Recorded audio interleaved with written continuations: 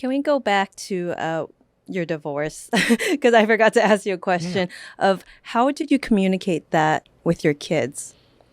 Yeah, it's a great question.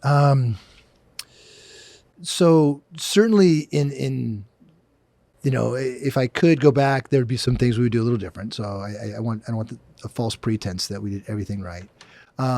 By being in the same house and making the decision to be in a second bedroom, that began sort of a awareness of mom's room's dad's room. And so mom and dad are both here. Mom and dad, aren't going anywhere. Your life isn't changing, but mom stays in her room, dad stays in his room. Kind of created, and they were young enough that created basically a norm of that. And so that when, we sat down and said, why are you staying in mom's room, or, why do you have your room? It began a little more of kind of a natural progression of, well, mommy and daddy are, living in separate bedrooms. And then even, are you getting divorced early on? Because my kids are bright and they were, 8, 10, and 12 at the time. So they know, and they have friends whose parents have gotten divorced, and they know it was that possibility. And early on, it was really true. We said, like, well, we're not exactly sure, but right now we're having more time apart. And kind of having that gradual conversation, obviously time will tell, and you can bring them on your show in 5 years from now, and pray that they're not messed up any more than just growing up messes us up anyway. But to say, was that gradual awareness of, your life is not going to change, but mom and dad are shifting in their relationship. And even we're very fortunate now. So I told you we had a house that had a back house. I actually live in a house 5 doors down from that house. And so we had 2 houses 5 doors down, and that allowed me, that's where I live now, to have sort of this closer proximity.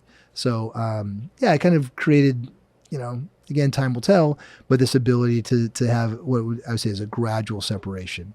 If you don't have that scenario and things are hostile, and sadly that's the case, I wrote out this sort of manifesto, and so maybe I'll make it an ebook or whatnot, but I wrote it out called The Kind Divorce, meaning I do think many relationships can come to an end, especially when kids are involved, that don't have to be detrimental to the kids. We don't have to devastate these kids' lives just because as grown-ups, we've decided we're not going to stay together. And that's a whole conversation on divorce that I'm happy to get into, as far as, we think divorce is or marriage is either we're happily married or cantankerous divorce.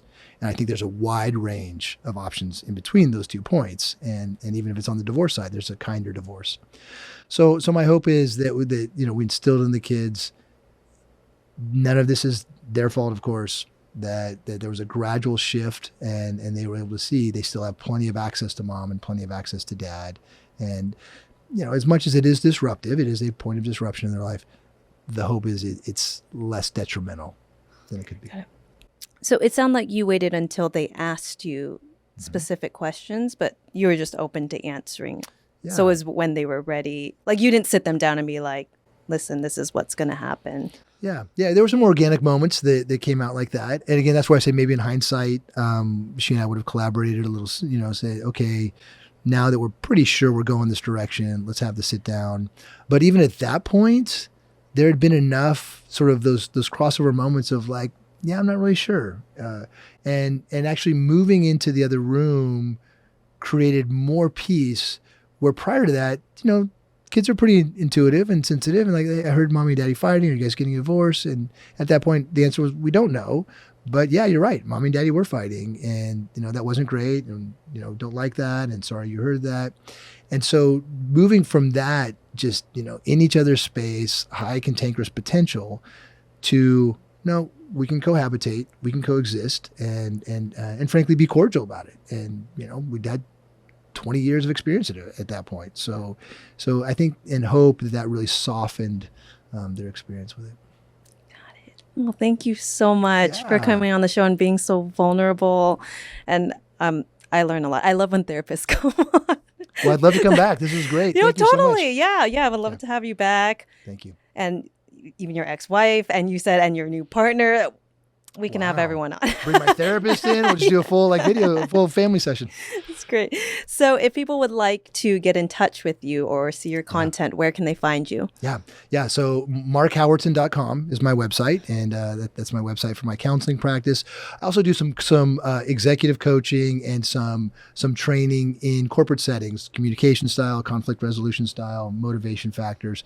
Part of it just kind of in this post-COVID world, how we maintain sanity as working professionals. And so I do some corporate work through that website as well. And you're welcome to jump on my Instagram, Mark Howerton on Instagram. And I'd love to hear from folks. Awesome. Thank you so much. Thanks.